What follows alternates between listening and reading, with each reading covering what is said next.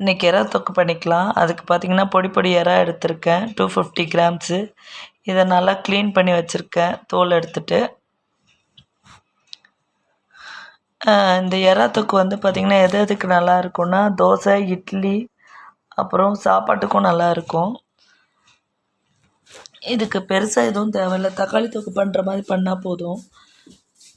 பார்த்திங்கன்னா வெங்காயம், பெரிய வெங்காயம் 2 மீடியம் சைஸு, அப்புறம் பழுத்த தக்காளி அதுவும் 2 மீடியம் சைஸு, மீடியம் சைஸில் இருக்கிறதுலே சின்ன சைஸு, அப்புறம் 3 பச்சை மிளகா, அதுக்கப்புறம் மிளகாத்தூள், மல்லித்தூள், மஞ்சத்தூள், அப்புறம் பெருஞ்சீரகத்தூள்.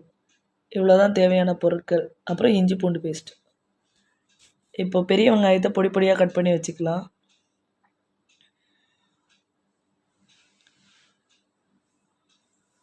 இது கட் பண்ணி முடித்தோடனே 3 பச்சை மிளகா, அதுவும் வந்து இந்த சைஸில். இதை காம்பு நீக்கிட்டு இதையும் பொடி பொடியாக கட் பண்ணி வச்சுக்கலாம்.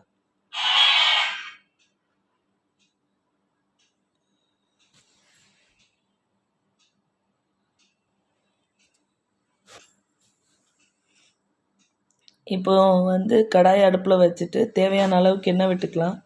இதை தாளிக்கிறதுக்கு பெருஞ்சீரகம் போட்டுக்கிறேன். ஒரு 1/2 ஸ்பூன் பெருஞ்சீரகம் போட்டுக்கிறேன்.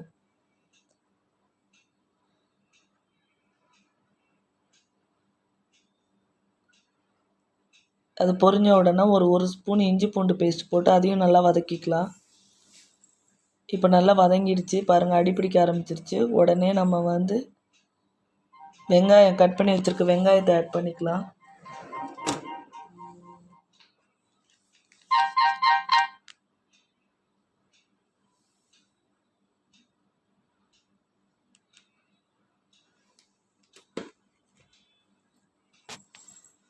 அதை போட்டு அதை நல்லா வதக்கலாம். இது கண்ணாடி மாதிரி வதங்கணும். ஸோ அதுக்காக வந்து பார்த்திங்கன்னா கொஞ்சம் உப்பு ஆட் பண்ணிக்கிறேன். உப்பு ஆட் பண்ணும்போது பார்த்திங்கன்னா நீங்கள் வந்து எறாவையும் மீன் பண்ணிட்டு கொஞ்சம் எறா இருக்கே அதுக்கும் சேர்த்து நம்ம உப்பு போட்டுக்கலான்னு நினச்சிங்கன்னா உப்பு கூடிடும். தொக்குக்கு எவ்வளோ உப்பு தேவையோ அந்த உப்பு மட்டும் போடணும். ஸோ நான் வந்து கல் உப்பு வந்து 1 ஸ்பூன் தான் போட்டிருக்கேன்.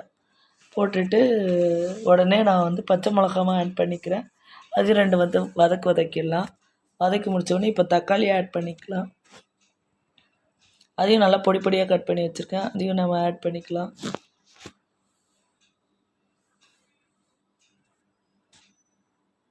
இப்போது வந்து ஸ்டவ்வை சிம்மில் வச்சுட்டு நம்ம தேவையான மசாலாஸ்லாம் ஆட் பண்ணிக்கலாம். மசாலாஸ் வேறு ஒன்றும் இல்லை, மிளகாத்தூள், மல்லித்தூள், அப்புறம் பெருஞ்சீரக பவுடர்.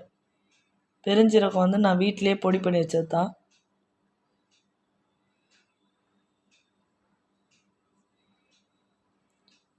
மிளகாத்தூள் 1 ஸ்பூன் போட்டிருக்கேன். மஞ்சத்தூள் 1 ஸ்பூன் போட்டிருக்கேன். பெருஞ்சீரகம் 1 ஸ்பூன் போட்டிருக்கேன், 1/2 ஸ்பூன் போட்டிருக்கேன்.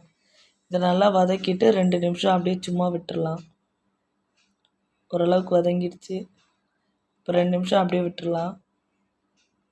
எல்லாம் மிக்ஸ் ஆன உடனே சாரி, மஞ்சள் வந்து 1 ஸ்பூன் சொல்லிட்டேன். 1 ஸ்பூன் கிடையாது, 1/4 ஸ்பூன். அதாவது 1 ஸ்பூன்றது வந்து ஐஸ்கிரீம் ஸ்பூனுக்கு 1 ஸ்பூன். இப்போ க்ளீன் பண்ணி வச்சுருக்க எறாவை ஆட் பண்ணிக்கலாம்.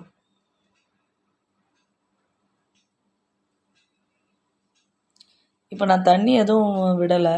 தக்காளியில் இருக்கிற தண்ணி, அதுக்கப்புறம் எறா க்ளீன் பண்ணி வச்சுருக்க தண்ணி, இது 2மே போதும்.